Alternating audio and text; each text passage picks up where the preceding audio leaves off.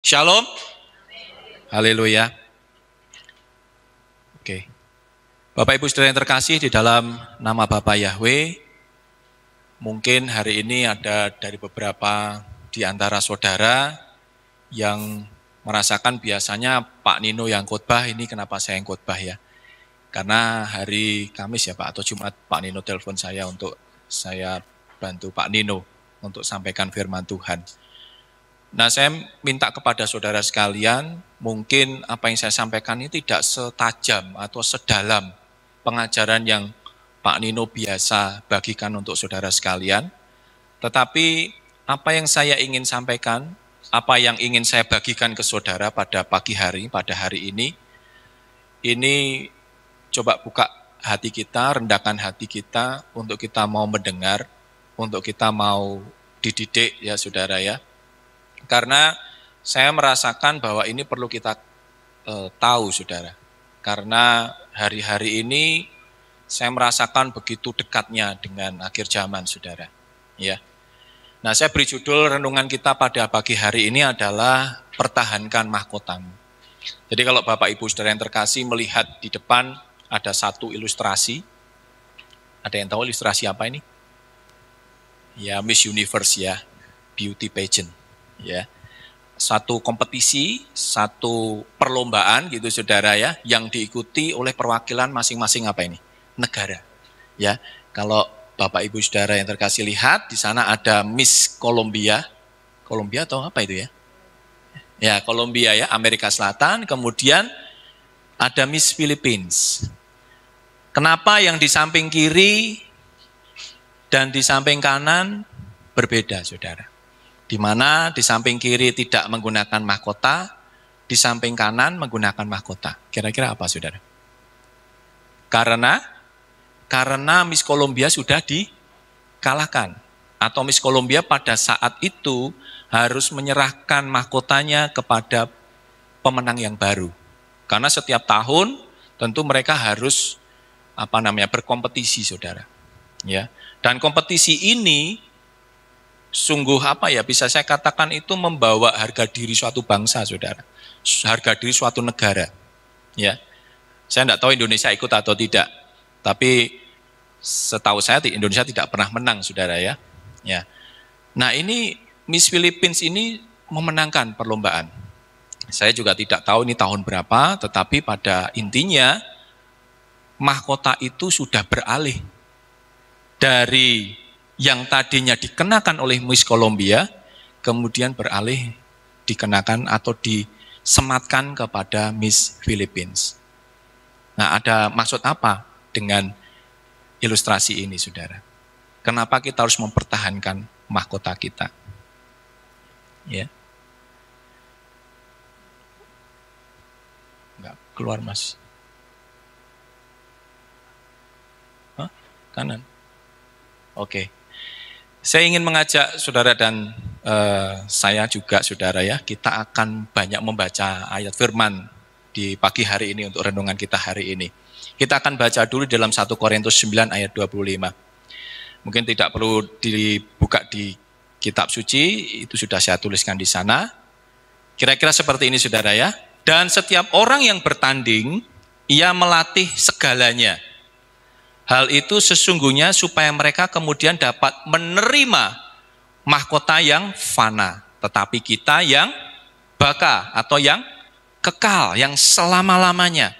Bukan yang fana, yang sementara. Jadi setiap orang yang bertanding itu akan melatih segalanya. Tidak berbeda dengan Miss Pageant ini, beauty pageant ini. Ya, mereka akan berlatih sedemikian rupa. Jadi kalau mungkin Bapak, Ibu, Saudara yang sempat melihat kompetisi ini, itu kan tidak berlangsung dalam waktu dekat, dalam waktu yang singkat, hanya 1 bulan tidak. Mereka mau latih dirinya selama 1 tahun penuh. Bagaimana mereka harus menjaga kebugaran tubuh. Nggak mungkin dong yang namanya Miss Pageant ini, ya mohon maaf misalnya ya, tubuhnya tidak fit gitu ya. Mungkin juga overweight, tidak ada yang dipilih yang di sini yang overweight seperti saya gini ya, obes gini ya, perutnya ada bantalannya, tidak mungkin yang dipilih seperti itu, tapi yang fit, yang tubuhnya bagus gitu ya. Dan itu butuh latihan fisik yang cukup ketat, saudara. Kemudian juga diet, ya. Kemudian juga di samping kegiatan fisik yang harus dia lakukan untuk melatih tubuhnya, dia juga harus pandai, saudara. Ya, kalau Bapak Ibu Saudara lihat di dalam kompetisi Miss Universe, mereka selalu diuji kepandaiannya oleh para juri. Ya, mereka akan ditanya, bahkan ketika mereka menjawab pertanyaan itu menggunakan bahasa Inggris atau bahasa internasional, itu menjadi nilai plus bagi mereka. Sekalipun ketika mereka menjawab dengan bahasa negara mereka masing-masing, itu juga tidak jadi masalah, karena tetap ada translatornya, ada penerjemahnya. Tetapi ketika mereka menjawab dengan bahasa Inggris, wah kelihatan bright sekali, kelihatan cemerlang otaknya, kelihatan cerdas. Belum lagi isu-isu yang ditanyakan itu adalah isu-isu yang kekinian, dan mereka harus bisa menjawab. Dan itu dilakukan atau dilatih selama 1 tahun penuh. Mulai dari kompetisi tahun ini, dan menjelang kompetisi tahun depan, dia sudah melatih dirinya, saudara. Ini untuk apa? Untuk menerima mahkota. Ya kan? Melatih segalanya. Tadi melatih fisik, ya mungkin dia harus renang, dia harus balet, dia harus apalagi, mungkin kegiatan gimnasium dan seterusnya, saudara. Kemudian dia harus belajar banyak. Kalau kita lihat itu beberapa dari mereka bahkan juga mengambil program master, saudara, karena mereka memang orang-orang yang terpilih, yang pandai, secara fisik juga bagus, saudara. Melatih dirinya sedemikian rupa, hanya untuk mendapatkan mahkota yang fana. Karena tahun depan belum tentu dia dapat lagi, kan gitu, saudara. Sudah ada pemenang yang baru yang akan menggantikan. Nah, mahkota yang fana itu tidak akan pernah kekal. Pasti ada yang akan menggantikan. Beberapa tahun lalu ya, 1 atau 2 tahun lalu, Ratu Inggris mangkat ya, Ratu Inggris meninggal, saudara. Apa yang kemudian terjadi? Dia tidak mungkin akan menggunakan mahkotanya seterusnya, selama-lamanya. Karena dia mati, mahkotanya akan turun kepada siapa? Prince Charles, ya kan?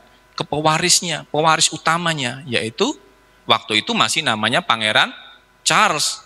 Karena sekarang sudah diangkat, inaugurated menjadi raja, ya jadi Raja Charles. Turun, saudara, mahkotanya, tidak ada yang kekal.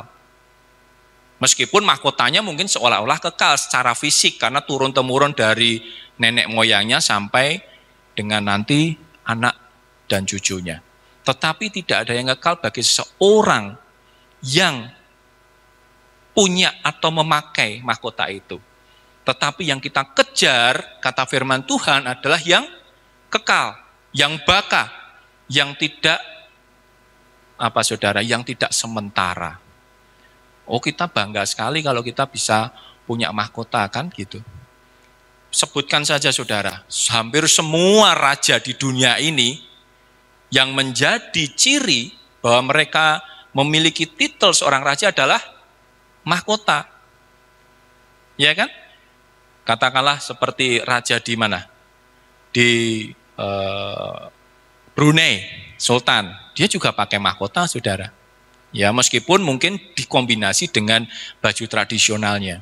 Kemudian raja-raja di mana saja, mungkin juga raja di Jogja, raja di Solo, itu juga menggunakan mahkota, meskipun mungkin tidak semegah atau semewah yang dimiliki oleh Ratu Inggris. Tetapi mereka menggunakan mahkota, menjadi tanda bahwa mereka ini adalah orang-orang yang istimewa, orang-orang yang dianggap paling tinggi derajatnya, dianggap paling superior posisi levelnya, saudara. Kita mau nggak seperti itu, saudara? Sama dengan kompetisi ini. Di antara puluhan negara yang ikut berkompetisi di dalam Miss Universe, hanya ada 1 yang dipilih yang akan memakai mahkota. Dan itu yang paling superior, itu yang paling unggul di antara yang lain. Dia secara fisik bagus, secara wajah juga cantik, secara intelektualitas juga paling pandai, dan dia juga mungkin secara attitude, ya kan, secara perilaku itu juga yang paling bisa diterima. Attitude-nya baik, kemudian karakternya juga kuat. Nah itu saudara, yang paling unggul, yang paling tinggi, yang derajatnya paling tinggi. Itu saja orang mati-matian mencari itu saudara. Kalau kita belajar sejarah dulu saudara ya, bagaimana raja dengan raja saling membunuh hanya untuk menguasai wilayahnya. Dari yang satu orang punya mahkota menjadi beberapa mahkota, hanya untuk menguasai wilayahnya, menguasai kekuasaannya saudara. Ya. Nah saudara, kita akan belajar dari kisah Raja Saul. Nah semalam saudara, saya persiapkan bahan ini, saya mulai dari jam 6 sore ya. Saya bawa dalam doa, tak pikir itu ya cepat saudara. Saya sekarang memahami bagaimana Pak Nino itu kalau mempersiapkan materi mungkin juga cukup lama, cukup berat. Ternyata mempersiapkan materi yang tidak panjang saja, nanti paling kita hanya setengah jam aja. Tenang saudara ya, nggak panjang-panjang. Cepat saya. Itu saja membutuhkan waktu 5 jam, karena saya harus baca kisah Raja Rasul, ya, kisah Raja Saul, ya. Saya harus baca dulu saudara, supaya saya memahami. Iya kan? Kemudian ditanya, oh berarti nggak pernah baca? Ya benar, saya nggak pernah baca saudara ya. Saya baca ulang, gitu ya. Supaya tahu sebenarnya Raja Saul ini kisahnya seperti apa, dan kita belajar, kita bisa nangkap dari dia, itu bagaimana saudara. Ya. Kita baca dulu ya saudara ya. Yuk kita buka bersama-sama kitab suci kita di dalam 2 Samuel 1 ayat 1 sampai 16.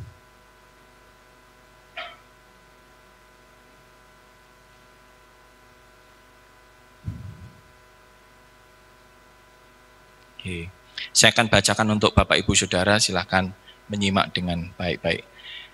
Dan terjadilah setelah kematian Saul, Daud kembali dari memukul kalah orang Amalek, dan Daud tinggal Ziklag selama 2 hari. Dan terjadilah pada hari ketiga, tampaklah seorang pria datang dari perkemahan Saul. Pakaiannya terkoyak-koyak dan tanah ada di atas kepalanya. Maka terjadilah ketika dia datang kepada Daud, ia bersujud ke tanah dan menyembah. Dan Daud bertanya kepadanya, dari manakah engkau? Dan dia menjawab kepadanya, aku telah melarikan diri dari perkemahan Israel. Dan Daud bertanya kepadanya, bagaimana hal itu dapat terjadi? Ceritakanlah kepadaku. Dan dia menjawab, orang-orang melarikan diri dari pertempuran, dan banyak orang yang telah gugur, dan mereka mati. Begitu juga Saul dan Yonatan anaknya telah mati. Lalu Daud bertanya kepada orang muda yang memberitahunya itu, bagaimana engkau mengetahui bahwa Saul dan Yonatan anaknya telah mati? Orang muda yang memberitahunya itu berkata, secara kebetulan aku sedang berada di Gunung Gilboa. Dan tampaklah Saul sedang bersandar pada tombaknya, lalu tampak pula kereta-kereta perang dan pasukan berkuda mengejar di belakangnya. Kemudian dia menoleh ke belakang dan dia melihat aku, lalu manggil aku, dan aku menjawab, aku di sini. Kemudian dia bertanya kepadaku, siapakah engkau? Dan aku menjawab, aku seorang Amalek. Lalu ia bertanya kepadaku, berdirilah dekat dengan aku dan bunuhlah aku. Karena kesengsaraan telah menjerat aku, karena seluruh hidupku masih ada di dalamku. Kemudian aku berdiri mendekat kepadanya dan membunuhnya, karena aku tahu bahwa dia tidak dapat hidup lagi setelah kekalahannya. Dan aku mengambil mahkota, perhatikan, yang ada di kepalanya, dan gelang yang ada di lengannya. Dan aku membawa semuanya ini ke hadapan tuanku di sini. Kemudian Daud mencengkeram pakaiannya dan mengoyakkannya, juga semua orang yang bersamanya berbuat demikian. Maka mereka berkabung dan menangis serta berpuasa sampai malam hari untuk Saul dan Yonatan anaknya, dan untuk umat Yahweh dan untuk keluarga Israel, karena mereka telah gugur oleh pedang. Kemudian Daud berkata kepada orang muda yang memberitahunya, dari manakah engkau? Dan dia menjawab, aku ini seorang asing, seorang Amalek. Lalu Daud berkata kepadanya, mengapa engkau tidak takut mengulurkan tangan untuk membinasakan orang yang diurapi Yahweh? Lalu Daud memanggil salah satu muda dan berkata, mendekatlah dan seranglah dia. Dan orang itu memukulnya dan dia mati. Lalu Daud berkata kepadanya, darahmu tertumpas di atas kepalamu, karena mulutmu sendiri yang telah bersaksi melawan engkau, dengan mengatakan aku telah membunuh orang yang diurapi Yahweh. Amin. Nah Bapak Ibu Saudara yang terkasih, mungkin ada di antara kita yang merasa ada sedikit hal yang aneh, saudara. Apa kira-kira dari ayat ini? Bukan karena mahkotanya, bukan saudara. Dari sekian lama kita mendengar cerita tentang Saul, karena ingat saya waktu itu saudara, ketika kita membaca 1 Samuel, disebutkan bahwa Saul itu matinya kenapa saudara? Killing himself, membunuh diri. Tetapi di sini kita lihat ada perbedaan yang mencolok saudara. Karena di dalam Tawarik pun disebutkan bahwa Saul mati bunuh diri. Ketika dia sudah dikepung oleh Filistin, dia berkata di dalam 1 Samuel dikatakan, dia berkata kepada pembawa alat perangnya, pembawa armornya, ya, dia berkata, hei kamu bunuh saja saya tidak mau orang-orang yang tidak bersunat itu yang membunuh saya. Tahu ya maksudnya ya, karena orang Filistin dianggap tidak taat dengan Torah, bukan orang yang pilihan sehingga mereka tidak melakukan Torah, mereka tentu tidak bersunat. Saul tidak ingin dia dibunuh, ditangkap dan disiksa oleh orang-orang Filistin. Tetapi memang nanti pada kenyataannya kematiannya sangat mengerikan Saul. Nah saudara, perbedaan ini sangat mencolok karena di dalam 2 Samuel ayat pasal 1 ayat 1 sampai 16 dikatakan bahwa dia dibunuh oleh seorang muda. Ya, mahkotanya diambil, gelangnya diambil. Nah ini kurang tepat ya, ini muda tapi swanen, saudara. Kan dikatakan di situ orang muda, ini gambarnya kurang pas. Ya harusnya orang muda diserahkan kepada Daud. Ini loh mahkotanya Saul. Kebetulan waktu itu Saul sudah sangat lelah, ya. Dia berdiri di atas tombaknya, bukan menusukkan tombaknya, tidak. Dia berdiri di atas tombaknya karena masih bisa berbicara, saudara. Ya, kemudian dia mengatakan siapakah engkau, dari manakah engkau? Aku ini orang asing, aku ini Amalek.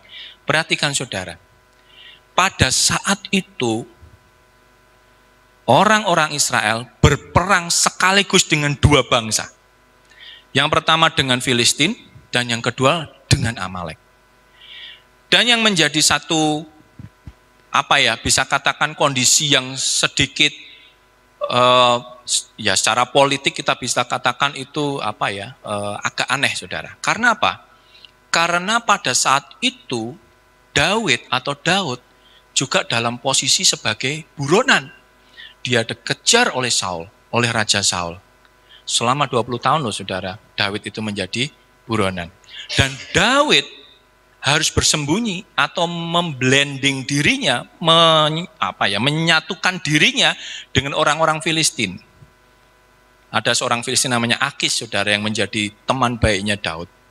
Menjadi teman baiknya Daud yang melindungi Daud. Dia harus masuk di dalam lingkungan orang Filistin supaya bisa selamat dari kejaran Raja Saul. Tetapi di saat yang sama, Daud waktu itu belum jadi raja. Daud masih juga harus berperang dengan Amalek.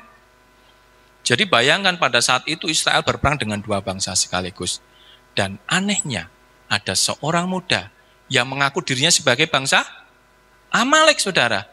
Dia berani menjumpai Daud, padahal Daud itu pada saat itu mengkampanyekan harus memusnahkan orang Amalek. Berani-beraninya seorang Amalek datang kepada Daud dan menyatakan bahwa aku bertemu dan melihat, secara kebetulan aku melihat Saul sudah kepayahan, ya kan, dan meminta untuk aku membunuh dia. Maka dibunuhlah Saul oleh si anak muda dari bangsa Amalek. Berbeda ya ceritanya dengan cerita yang ada di 1 Samuel maupun di Tawarik. Terus yang benar yang mana kira-kira saudara? Loh, kalau kita baca ini secara biasa saja kita akan menjumpai bahwa berarti firman Tuhan tidak sinkron dong satu dengan yang lain. Yang satu bilangnya bunuh diri, killing himself, karena dia menjatuhkan dirinya di atas pedangnya, karena pembawa alat perangnya itu tidak mau membunuh, akhirnya dia menjatuhkan dirinya di atas pedang, karena diceritakan di dalam Tawarik dia sudah payah karena sudah terkena banyak anak panah. Sehingga apa saudara? Dia harus membunuh dirinya sendiri karena tidak ingin ditangkap oleh orang-orang Filistin yang tidak bersunat. Bahkan sampai pembawa alat perangnya pun juga ikut bunuh diri. Begitu hina saudara Raja Saul pada akhir masa hidupnya. Nah, kalau saudara perhatikan di ayat yang terakhir dikatakan bahwa darahmu tertumpah di atas kepalamu karena mulutmu sendiri yang telah bersaksi melawan engkau. Itu bisa kita nyatakan sebagai satu kebohongan dari orang muda ini, saudara. Ya. Kenapa? Karena tidak mungkin Saul menyerahkan nyawanya kepada orang Amalek. Tidak mungkin, saudara. Ya. Ini jelas bahwa pada saat itu yang terjadi adalah ketika Saul sudah bunuh diri, dia tergeletak mati bersama dengan pembawa asistennya gitu ya, dengan pembawa alat perangnya, dengan pembawa armornya juga mati, sehingga orang ini baru kebetulan lewat dan lihat dari Gunung Gilboa dan merampas dan mengambil mahkota dan gelang Saul. Dan dia sengaja saudara bawa mahkota dan gelang itu untuk ditunjukkan kepada Daud. Ini satu tindakan yang sangat, bisa saya katakan sangat berani. Karena Daud itu berperang, dia berkampanye, kita harus memusnahkan Amalek, tapi dia berani, dia datang kepada Daud. Dan dia katakan, aku datang dari perkemahan orang Israel. Jadi benar-benar dia itu sebenarnya adalah seorang yang survival, saudara. Sebenarnya dia itu jadi tawanan, sebenarnya dia itu adalah orang yang memang sudah dikalahkan, tetapi ingat bahwa dia ini dikatakan bersaksi melawan engkau. Perkataannya bersaksi melawan engkau, artinya perkataan dia itu tidak benar, saudara. Bersaksi sendiri melawan perkataan dia. Ya. Orang ini telah berbohong. Orang ini telah menyatakan yang tidak benar. Dia menyatakan bahwa Saul sudah menyerah, Saul minta dibunuh, maka aku bunuh. Ini buktinya. Saya serahkan mahkota, saya serahkan gelang dia. Berharap apa, saudara? Berharap Daud ini bisa bermurah hati kepada dia, yang seorang Amalek. Karena apa? Daud adalah seorang fugitif, seorang buronan. Seorang yang dikejar-kejar oleh Saul. Dia berpikir kalau Saul mati dan yang matinya itu karena pedangku gitu kan, saya pasti akan diangkat oleh oleh Daud. Saya pasti akan menjadi orang kepercayaan Daud. Lihat garis ceritanya ya saudara ya. Ini sesuatu yang luar biasa. Karena apa, saudara? Ya, ini bisa kita samakan, ya, kita bisa samakan dengan kondisi Israel pada saat ini. Nah, orang-orang Amalek, kalau saudara baca di pasal 31 dari 1 Samuel, itu dikatakan dia itu menawan orang-orang Israel. Bahkan Daud pada saat itu, 2 istrinya pun ditawan, disandra, beserta anak-anaknya. Oleh siapa? Oleh orang-orang Amalek. Sehingga Daud begitu semangatnya mau membantai dan menumpas orang-orang Amalek. Nah, saudara yang terkasih, karena peristiwa ini, saudara ya, kita bisa simpulkan bahwa sebenarnya orang Amalek ini ya bisa katakan sama dengan yang sekarang terjadi di Israel. Mereka menyandra, mereka menculik, ya, di di satu desa, kalau di Israel namanya kibbutz, satu desa yang berdekatan dengan Gaza, mereka masuk dengan merusak gerbang, merusak pagar, dan menyerang pos penjagaan, kemudian mereka masuk ke desa dan membantai. Di sana pada saat itu di tanggal 7 Oktober tahun lalu, ya, pada saat itu masih ada peristiwa ada acara musik yang digelar di Israel, kemudian diserang oleh pasukan Amalek, saya katakan gitu ya, pasukan Amalek modern. Mereka menyerang, mereka membunuh. Oh saudara, ngeri loh. Jadi kalau kita lihat di beberapa rekaman yang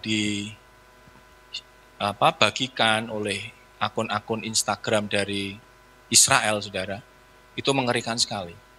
Bagaimana orang diseret, ya, menggunakan pickup, orang berteriak-teriak, bersukacita, ini pasukan Amalek modern ini. Kemudian ada yang disalampirke di jok motor, diarak masuk ke Gaza, saudara.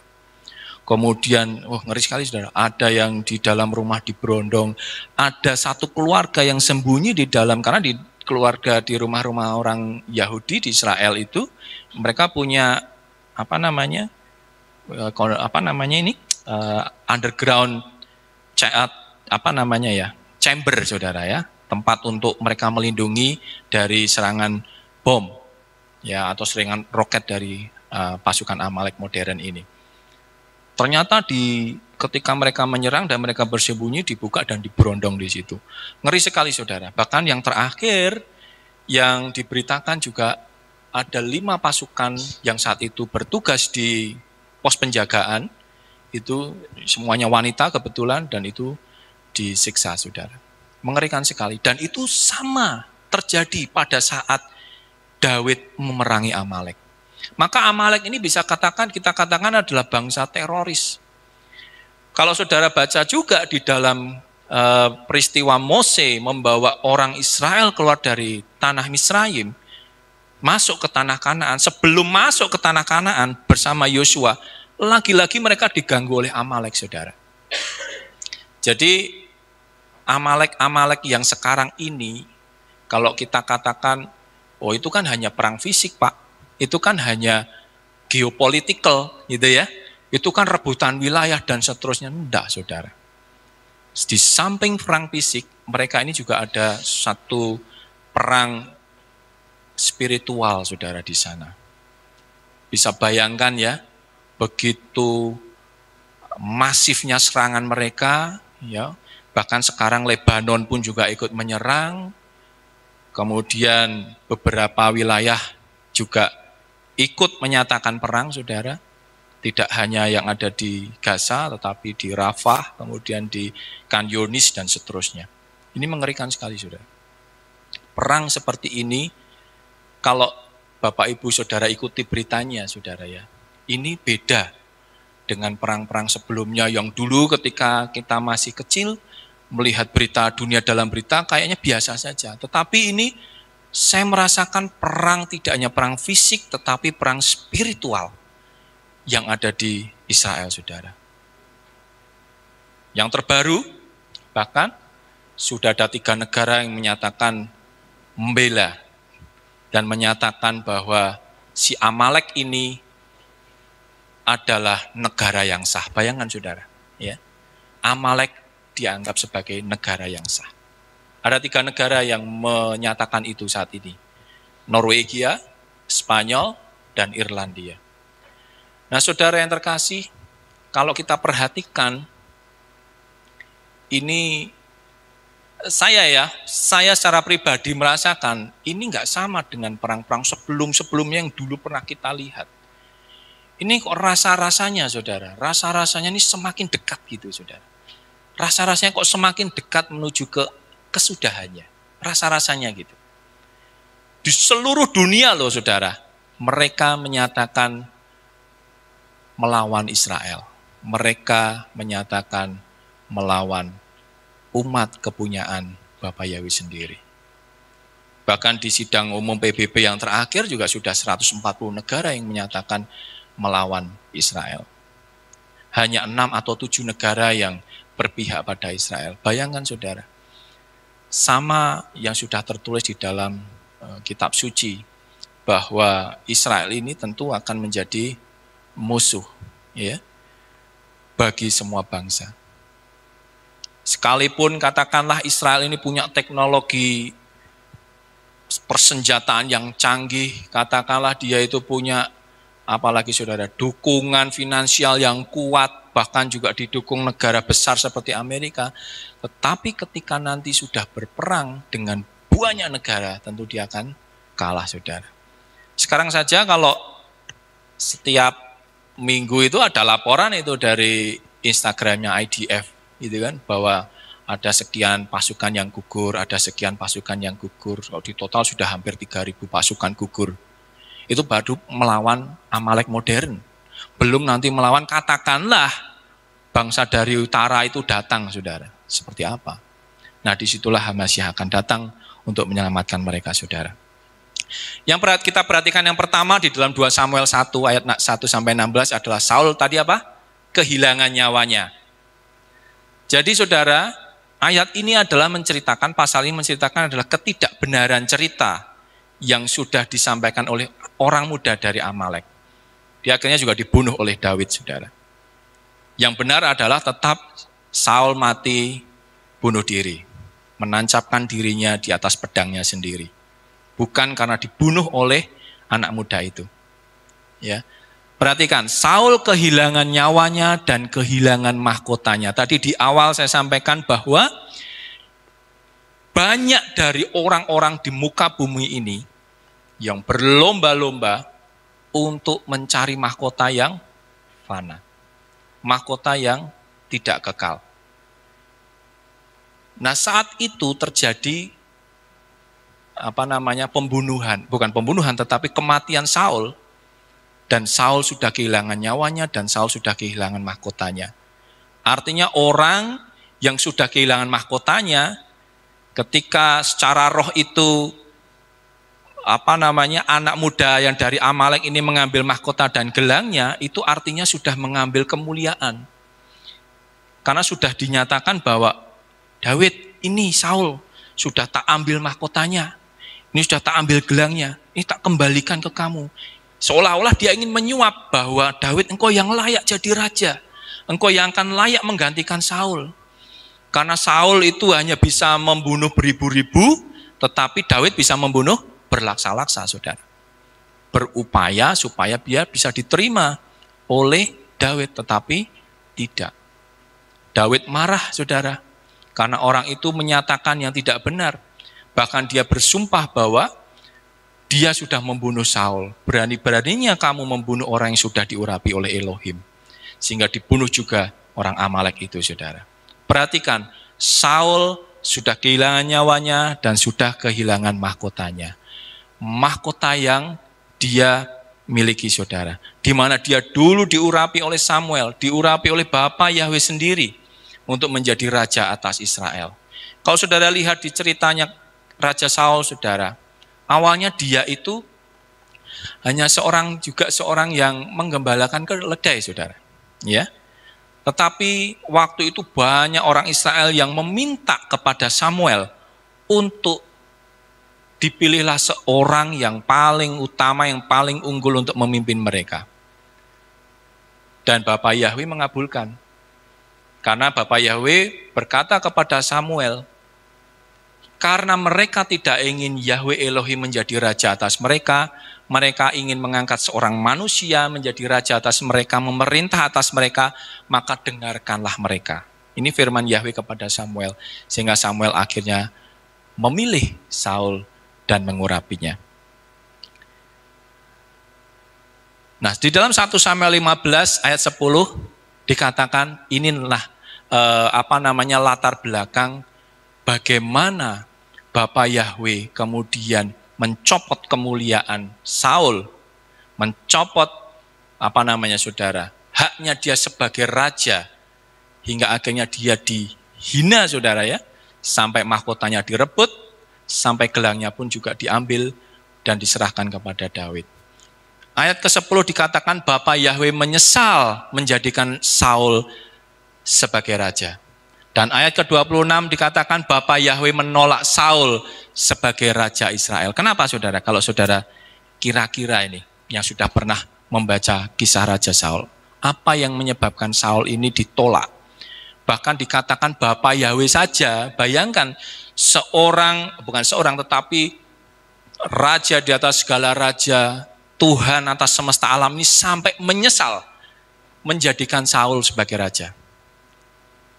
Bahkan pada akhirnya Bapa Yahweh menolak dia sebagai raja. Sekalipun secara fisik Saul masih memerintah sebagai raja.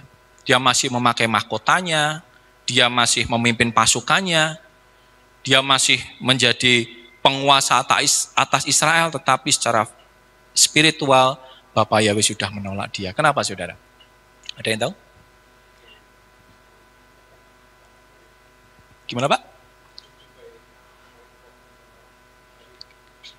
Ya, itu secara Pak ya, secara perlambang bagaimana Bapa Yahweh sudah mengangkat urapan dari Saul sehingga dipotong jubahnya oleh Daud. Pada saat itu sebenarnya secara spiritual dia juga sudah mati, saudara. Sehingga ya bisa dikatakan kalau kita ini menganalogikan ya seperti zombie sebenarnya karena urapan sudah keluar dari Saul. Saul memimpin hanya secara fisik aja. Karena dia dihormati, bahkan dia mungkin masih memegang perintah gitu kan saudara ya. Tetapi yang menjadikan Bapa Yahweh menyesal dan bahkan menolak Saul, karena apa saudara? Saul tidak taat. Tidak taatnya di mana? Sekali lagi, Saul itu juga berperang selain dengan Filistin, dia juga berperang dengan Amalek. Ya. Nah pada saat itu Bapa Yahweh melalui Nabi Samuel perintahkan Saul, perangi Amalek. Karena tadi saya sampaikan Amalek ini bangsa teroris. Udah saya ngomong apa adanya, saya nggak ada ngalang-ngaling. Kalau nanti Pak Nino mau cut aja nggak apa-apa Pak. Ya, ini bangsa teroris sama dengan Amalek modern yang ada di Gaza sekarang ini saudara. Ya, nyerang, menyandera, kemudian membunuh, anak-anak dibawa, ya, harta benda dibawa, semuanya saudara. Dia itu bangsa gerilya. Kalau kita kata-kata gerilya kayaknya bagus ya, karena kita dulu mungkin waktu kita diajar di dalam sejarah bahwa kemerdekaan kita gitu kan, itu didapat melalui perang gerilya yang dilakukan oleh para pahlawan kita. Seolah-olah bagus, tetapi bagi Bapa Yahweh, gerilya yang dilakukan oleh Amalek, membunuh, menyandera, menculik, dan seterusnya, bahkan membakar disebutkan, itu adalah kejahatan yang tidak bisa diampuni. Sehingga Saul diperintah melalui Nabi Samuel, babat habis mereka, musnahkan mereka. Mau anak kecil, mau perempuan, bahkan ternaknya harus musnah. Tapi apa yang dilakukan oleh Saul, saudara? Saul lebih takut kepada rakyatnya. Ketika mereka, Saul bersama pasukannya berhasil memukul bangsa Amalek dan mengembalikan para sandera itu, apa yang dilakukan Saul? Dia lebih takut kepada rakyatnya. Wah, rakyatnya bilang, wah itu eman-eman toh. Itu ada ternak yang gemuk, ada ternak yang bagus, bisa untuk rampasan, bisa untuk kita bawa. Akhirnya tidak dimusnahkan saudara. Dibawa pulang ke Israel. Bahkan Raja Amalek yang saat itu berperang, yang bernama Agag, yang harusnya dibunuh, tidak dibunuh saudara. Nanti kalau saudara pelajari, Agag ini adalah cikal bakal atau nenek moyangnya Agagit, yaitu bangsa Agag yang kemudian turun-temurun menjadi Haman. Kalau saudara baca di kitab Ester, Haman inilah yang nanti memiliki otak, ya, perencanaan untuk memusnahkan Israel pada zaman Raja Ahasweros ya Pak ya, Ahasweros. Nah saudara, karena kesalahan Saul, karena ketidaktaatan, ya, karena ketidakmampuan Saul untuk taat kepada Bapa Yahweh, akhirnya Amalek ini masih aja hidup sampai sekarang. Jadi kalau Amalek modern yang sekarang ini berperang dengan bangsa Israel di sana, di Timur Tengah itu, ya ini ulahnya si Saul, saudara. Karena tidak mau membabat habis. Turun-temurun Haman, ya Haman mati, masih ada aja sampai sekarang. Nah saudara yang terkasih, Bapa Yahweh akhirnya meninggalkan Saul. Karena ketidaktaatan Saul. Mengangkat urapan yang dulu pernah Tuhan berikan kepada dia. Mengangkat semua otoritas, semua apa saudara, kewenangan yang sudah diberikan kepada Raja Saul. Karena pada saat itu Samuel katakan kepada bangsa Israel, kalau kamu meminta seorang raja untuk memerintah atas kamu, maka raja itu akan punya hak istimewa. Disebutkan di dalam 1 Samuel. Istimewanya apa? Bahwa dia bisa meminta budakmu yang terbaik, dia bisa meminta ternakmu yang terbaik, dia bisa meminta anak laki-lakimu untuk jadi pasukan, dia bisa meminta anak-anakmu perempuan untuk jadi dayang-dayang. Punya hak istimewa kalau raja. Ya, akhirnya juga disetujui oleh rakyatnya, oleh orang Israel pada saat itu. Tapi kewenangan itu hanya secara daging, secara fisik. Tapi secara roh, ya, dikatakan ketika Samuel itu menegur Saul, bahkan ketika Saul ini saking takutnya karena ditegur oleh Samuel, dia gondeli jubahnya Samuel sampai robek. Dan di saat itulah Samuel berkata, dengan merobek jubahnya si Samuel, itu maka robek juga kekuasaan dia, bahkan anak keturunannya. Karena Yonatan juga ikut mati, saudara, anaknya laki-laki. Dan anaknya laki-laki yang lain, karena disebutkan tidak hanya Yonatan di sana. Nah, saudara yang terkasih, begitu kemuliaan itu hilang dari diri Saul, begitu otoritas itu hilang, urapan itu hilang, akhirnya mengerikan, saudara, yang terjadi. Kalau saudara perhatikan di dalam Samuel, ceritanya nggak berhenti dia menusukkan diri di atas pedangnya sendiri loh, saudara. Karena ketika sudah bunuh diri, dan pada saat itu ada anak muda dari Amalek ini ngambil mahkota dan gelangnya, dibawa ke Daud, orang Filistin ini akhirnya datang, saudara, menemui mayat dari Saul. Nah, Saul ini akhirnya dipenggal kepalanya. Ya, tetapi disebutkan dia hanya membawa alat-alat perangnya si Saul. Tidak disebutkan bahwa dia membawa perhiasan atau mahkota atau gelang yang dipakai oleh Saul. Dikatakan hanya di orang Filistin membawa alat-alat perangnya saja, perkakas perangnya saja. Kepalanya dipenggal, ya. Kemudian mayatnya itu dibawa ke satu kotanya orang Filistin, dipaku di sana, saudara. Bayangkan, begitu hinanya kan, dari orang yang diurapi sedemikian rupa, dari orang yang biasa menjadi satu-satunya pemimpin orang Israel. Karena waktu itu Israel belum punya raja, saudara. Raja pertama ya ini, saudara, si Saul ini.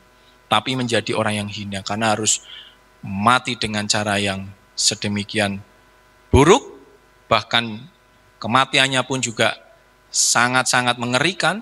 Mayatnya dibawa dan dipakukan di tembok kota orang Filistin. Dipermalukan sedemikian rupa. Nah, saudara, saya ingin kita sama-sama memperhatikan secara roh tentang pengertian mahkota ini, saudara. Karena saya ingin menyampaikan setidaknya ada 7 mahkota yang harus kita miliki. Kalau mahkota yang fana, mahkota yang tidak kekal saja kita kejar, orang-orang kejar sedemikian rupa, saya ingin mengajak kita untuk sama-sama mengejar mahkota yang kekal. Ada 7 mahkota yang Tuhan janjikan untuk kita kejar, saudara. Amin. Ya, yang pertama, saudara. Yang pertama adalah mahkota kemuliaan. Kita akan baca di dalam Amsal 4 ayat 1-9. Kita baca dulu ya.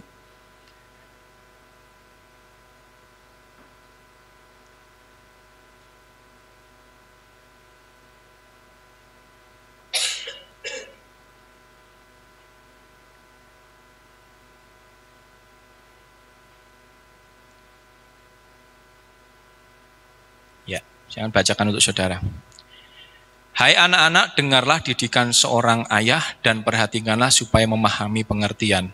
Sebab aku memberikan pengajaran yang baik kepadamu, hendaklah engkau tidak meninggalkan Torahku. Sebab dahulu aku adalah anak ayahku yang lemah lembut dan satu-satunya anak dalam pandangan ibuku. Ia mengajari aku dan berkata kepadaku, biarlah hatimu melekat pada perkataanku dan peliharalah perintah-perintahku, maka engkau akan hidup. Perolehlah hikmat, perolehlah pengertian, jangan meninggalkannya dan jangan menyimpang dari perkataan mulutku. Hendaklah engkau tidak meninggalkan dia, maka dia akan menjagamu, kasihilah dia dan biarlah dia memelihara engkau. Hikmat adalah hal yang paling utama, peroleh hikmat dengan segenap daya upayamu, peroleh pengertian. Junjunglah dia, maka dia akan meninggikanmu, ia akan membawamu pada kehormatan jika engkau memeluknya. Dan ayat ke-9 dikatakan dia akan memberikan karangan bunga kemurahan di kepalamu, ia akan melindungimu dengan mahkota kemuliaan. Yang pertama saudara, mahkota kemuliaan. Ini yang Elohim, yang Bapa Yahweh janjikan untuk kita terima. Tidak secara fisik saudara, tetapi secara roh. Karena apa yang kita kejar adalah bukan yang secara fisik, yang fana, tetapi yang kekal saudara. Ya, Bapak Ibu saudara yang terkasih, kita tentunya ketika nanti kembali ke Samayim, ya, ke rumah Tuhan yang kekal, kita pengennya ya bawa sesuatu kan gitu saudara. Kita tidak ingin hanya sebagai jemaat biasa yang ya seyogyanya sajalah di surga itu, di Samayim, ya wis gitu-gitu aja. Kan kita pengen punya mahkota saudara, ikut memerintah bersama dia. Ya, bahkan disebutkan di dalam kitab Wahyu ada 24 tua-tua yang memakai mahkota. Masa kita nggak pengen jadi salah satu dari tua-tua itu? Ya, yang diagungkan, yang mulia, yang punya hak istimewa di dalam Samayim, saudara. Ya, oleh sebab itu, ya, saya minta saudara yang terkasih, kejarlah mahkota-mahkota ini. Kejarlah apa yang Tuhan janjikan ini. Dan jangan kehilangan, karena ketika kita kehilangan ini, tidak jauh beda kita dengan Saul. Kejahatan-kejahatan Saul itu sudah menjauhkan dia daripada kemuliaan-kemuliaan mahkota yang Tuhan sudah janjikan. Ya, sudah secara fisik diangkat, secara roh, secara spiritual juga sudah hilang daripadanya, saudara.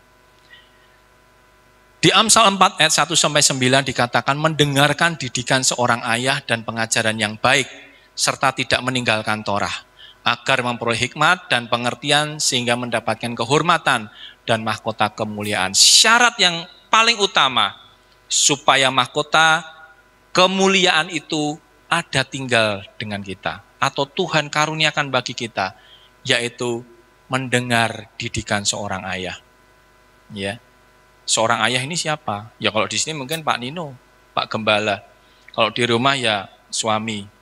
Tapi perhatikan ya suami yang takut Tuhan tentunya saudara ya. Bukan takut istri ya, tetapi suami yang takut Tuhan akan mengajarkan Torah ke dalam keluarganya saudara. Ya, ketaatan kepada Bapa Yahweh itu yang utama. Sama seperti tadi, kalau Saul nggak taat, dibuang dari hadapan Bapa Yahweh, ditolak jadi raja oleh Bapa Yahweh. Dengarkan didikan seorang ayah. Dengar didikan Pak Nino, ya. Nek dikandani Pak Nino ya manut gitu loh saudara. Aku nggak di-endorse Pak Nino loh ya. Ini betul-betul firman Tuhan yang katakan, dengar didikan seorang ayah. Aku nggak disuruh Pak Nino, Deng nanti ngomong gini ya, bendo manut sama aku. Enggak. Ini katakan, ini firman Tuhan yang berkata demikian. Dan pengajaran yang baik saudara. Berapa banyak saudara sudah diajar dari mimbar ini, pengajaran-pengajaran yang luar biasa. Makanya tadi di awal saya katakan, Pak mungkin saya wes kalah lah kalau sama Pak Nino itu jauh. Pak Nino itu kalau ngajar, memberikan pengajaran khotbah gitu ya, itu dalam banget, tajam banget. Paralelnya sampai ke bahasa Ibrani, paralelnya sampai ke gematria. Ya tapi kita dengarkan saja saudara ya, renungan kita hari ini. Bisa saja ini juga berbicara secara khusus untuk kita. Serta tidak meninggalkan Torah, perhatikan, tidak meninggalkan Torah, itu tertulis loh tadi. Ya, tidak meninggalkan Torah, angel enggak? Angel saudara. Torah itu mungkin kalau secara umum orang melihatnya, atau kita ya yang secara umum taunya ya 10 perintah Elohim, kemudian tidak makan makanan yang tidak kosher, enggak. Torah itu banyak sekali. Setidak-tidaknya sekurang-kurangnya ada 613 mitzvot, saudara. Memang tidak semuanya untuk kita, karena di antara 613 mitzvot itu juga ditujukan untuk kaum Eli atau pelayan Tuhan. Ada yang khusus untuk mereka sehingga kita tidak perlu melakukannya. Itu berat untuk kita lakukan. Sehingga Torah itu tidak mungkin bisa menyelamatkan kita karena kita tidak pernah bisa memenuhinya 100%, saudara. Pasti kita pernah melakukan hal yang melanggar dari Torah. Maka setiap kali doa minta ampun kepada Bapa Yahweh atas pemberontakan kita terhadap Torah. Kan Pak Nino kemarin juga sudah ajarkan ya, alah rak popo sekali-sekali. Nah, kata-kata sekali-sekali, karena wis kangen nggak makan ini, sekali-sekali nggak apa-apa. Nah, hal-hal seperti inilah yang kemudian dikatakan meninggalkan Torah. Ya hilang, saudara. Loh, kok hilang, Pak? Ya hilang akhirnya mahkota kemuliaan kita. Hilang beneran ya layarnya. Salah mencet ini.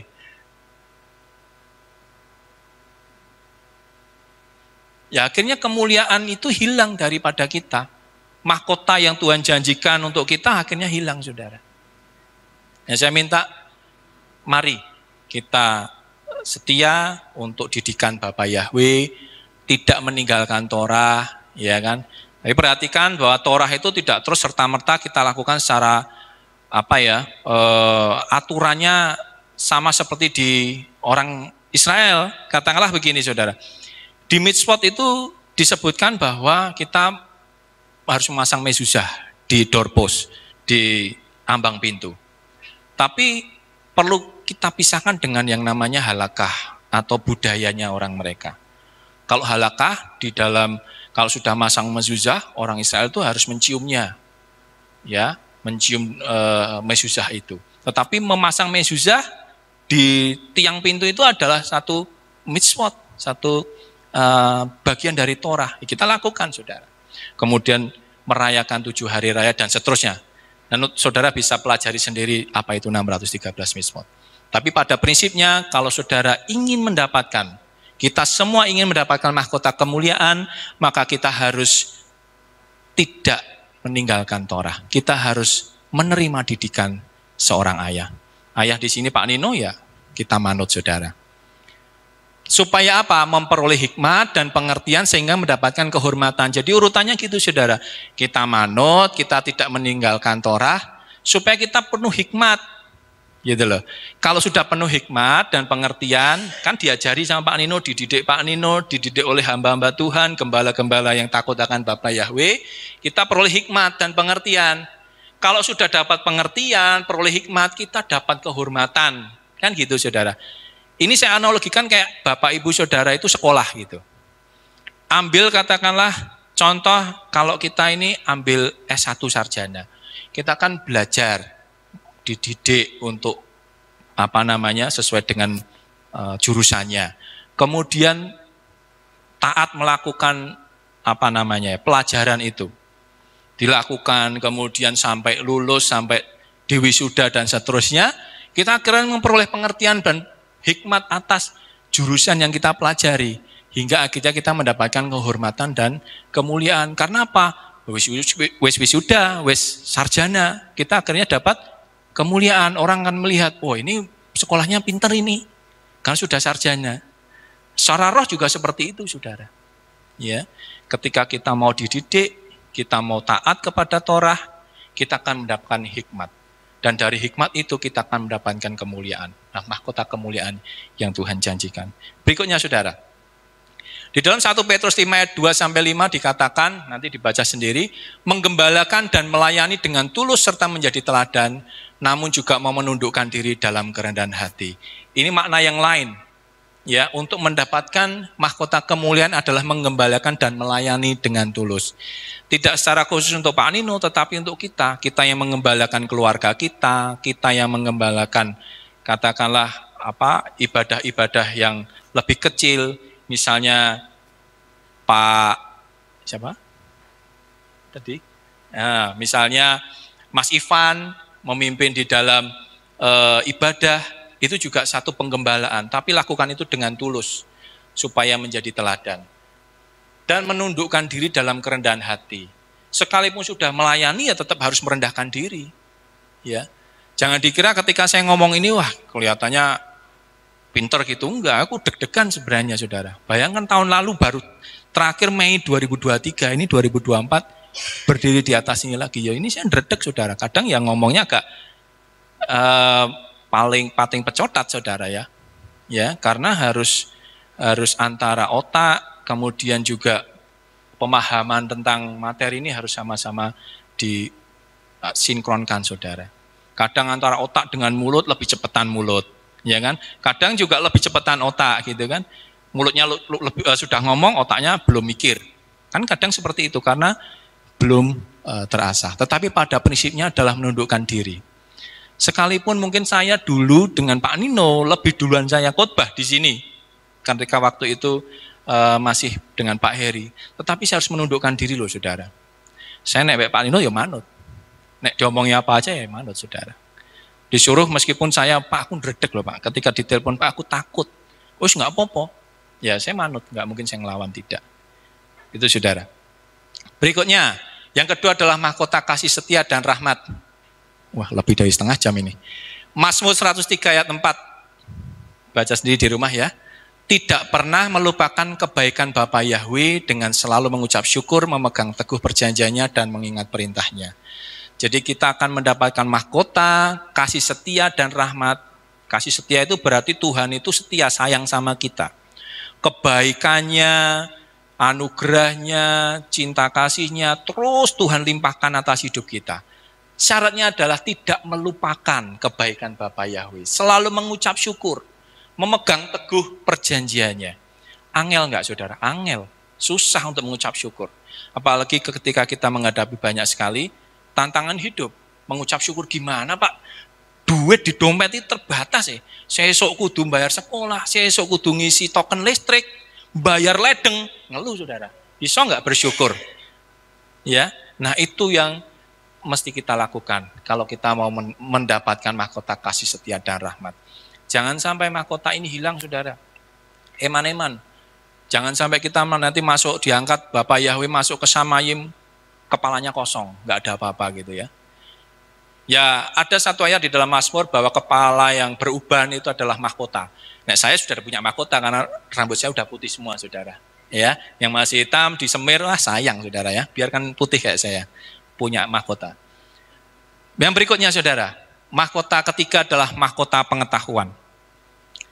Di dalam Amsal 14 ayat 18, supaya kita menjadi bijak. Bijak itu wise. Ya. Di ayat 15 dikatakan orang bijak memperhatikan langkahnya, dan ayat 16 orang bijak takut dan menjauh dari kejahatan. Ayat 24, mahkota orang bijak adalah kekayaan hikmatnya. Jadi saudara, milikilah mahkota yang ketiga, yaitu mahkota pengetahuan. Syaratnya saudara mesti bijak. Bijak itu harus memperhatikan langkah-langkah kita. Tidak terus kita ini memperhatikan langkah itu begini. Kalau saudara mungkin diberikan opportunity, kesempatan untuk katakanlah melakukan sesuatu, itu selalu berpikir, selalu kita pikirkan, ini benar atau enggak. Ya. Katakanlah begini saudara, waktu itu saya diberikan kepercayaan untuk memimpin satu proyek saudara. Tetapi di dalam proyek itu, saya diperintahkan oleh atasan saya untuk membuat sesuatu yang tidak benar. Tanda kutip tidak benar itu saya harus korupsi. Saya mengambil uang, saya buat bentukan di situ dengan bukti kas dan seterusnya, sampai uang itu keluar, saudara. Apakah saya akan melakukan sesuai perintah bos? Kalau saya lakukan, tidak hanya jadi project manager, saya bisa naik cepat, saudara. Ya, mungkin saya bisa jadi general manager, mungkin juga menjadi division head dan seterusnya. Tapi tidak mau saya lakukan, saudara. Akibatnya apa? Tendang saya, saudara. Keluar. Ya, jadilah bijak, pikir betul. Pikir betulnya kenapa? Bisa jadi hal itu akan menjerumuskan kita. Pak Nino tahu saudara, ya. Bos saya yang memerintahkan itu sekarang menjadi pesakitan, saudara. Meskipun dia sudah pindah perusahaan, pindahnya karena ya memang ditugaskan oleh kementerian, ya. Sekarang menjadi pesakitan, saudara. Karena yang dilakukan tidak benar. Yang dilakukan itu salah, jahat. Saya tidak mau melakukan, saya tidak mau nurut. Pindah, oke nggak masalah. Saya ingin mengejar mahkota pengetahuan, menjadi bijak, ini benar apa enggak, ini salah atau benar.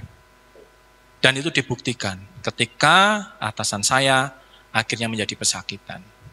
Ya, kalau mungkin Bapak Ibu Saudara yang pernah dengar berita, itu sekarang sudah menjadi TSK, Saudara. Ya, TSK itu bukan tusuk sate ya, TSK itu tersangka. Saudara. Coba bayangkan kalau saya masuk di dalam lingkaran itu, mungkin saya juga sudah statusnya TSK, Saudara. Enggak lihat saya lagi, saya mungkin sudah menghuni di lapas Cibinong sana, Saudara. Gitu. Berikutnya, mahkota keindahan.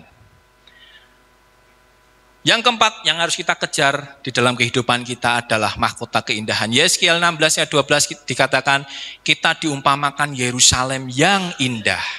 Ya, mempelai milik Bapa Yahweh sendiri, tetapi kita menjadi tidak setia dan berbuat serong. Kalau engkau ingin mendapatkan mahkota keindahan seperti Yerusalem, Yerusalem pada waktu itu dibuat Bapa Yahweh Elohim itu menjadi kota yang begitu indah. Semua orang datang ke Yerusalem. Semua orang ingin menikmati yang namanya Yerusalem itu sebagai kota metropolitan yang sangat hedon pada waktu itu. Ya, semua bangsa datang ke sana. Orang Mitsraim, orang Persia, Mesopotamia, semua datang ke Yerusalem. Satu kota yang sangat indah. Tetapi dikatakan dia berbuat serong tidak setia. Karena di Yerusalem kemudian muncul penyembahan-penyembahan kepada ilah yang berhala, Saudara. Nah, kalau kita ingin mendapatkan mahkota keindahan, Tuhan anugerahkan bagi kita ketika kita nanti di Samayim, jangan pernah kita berbuat serong. Jangan pernah kita tidak setia kepada Bapa Yahweh. Berbuat serong banyak, Saudara. Tidak ibadah hanya karena kita pengen ngelencer, kalau cara Surabaya ya, ngelencer gitu ya, cara Jawa Timuran. Itu sudah tidak setia, itu sudah berbuat serong. Terus kita juga ketika mungkin kita sudah tahulah ya, ketika kita dalam kesulitan, kita datang kepada orang-orang yang katakanlah pinter, apanya yang pinter, itu juga sudah tidak setia. Maka mahkota ini akan hilang daripada kita, Saudara. Yang kelima, mahkota kebenaran. Kita baca di dalam 2 Timotius 4 ayat 8 dikatakanlah, mengakhiri pertandingan yang dengan baik, yaitu memelihara iman dalam segala kebenaran. Ayat 3 dan 4 dikatakan pengajaran yang tidak benar dan dibelokkan. Jadi mengakhiri pertandingan yang baik, memelihara iman dalam segala kebenaran. Kita akan diberikan mahkota kebenaran. Kebenaran yang seperti apa? Nah, saudara-saudara sudah berada di dalam satu kehilat yang benar. Saya katakan benar. Karena kita sudah masuk ke dalam akar Ibrani yang benar, pengajaran yang benar, semua sesuai Torah, tidak ada pengajaran yang aneh-aneh. Ya, yang terakhir ini mungkin Bapak Ibu anak muda ini dengar ya, ada namanya pengajaran Kristen progresif ya. Wah, ini ngeri, Saudara. Kristen progresif. Kalau saya progresifnya itu begini, saya tidak akan berada di dalam iman saya yang sekarang, saya harus bertumbuh dan bertumbuh. Itu progresif. Kalau dulunya hanya taunya ya namanya Kristen ya begitu, berbuat kasih dan seterusnya, enggak. Setelah diajar di Kehilat, diajar Pak Nino, Bapak Ibu tahu bagaimana harus merayakan 7 hari raya, Bapak Ibu tahu bagaimana harus setia kepada Bapa Yahweh, taat kepada Torah, itu progresif.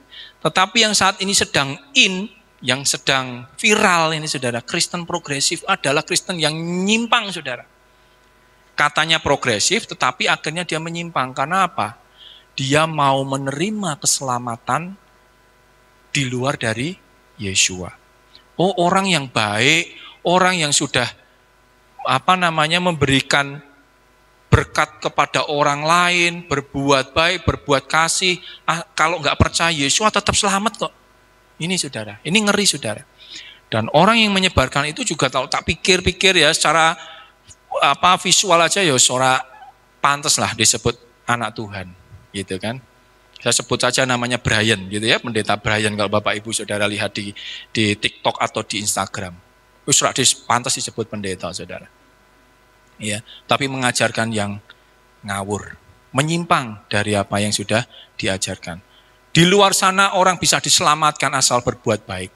Wah, bedanya apa karo agama-agama yang lain, Saudara? kita beda saudara ya.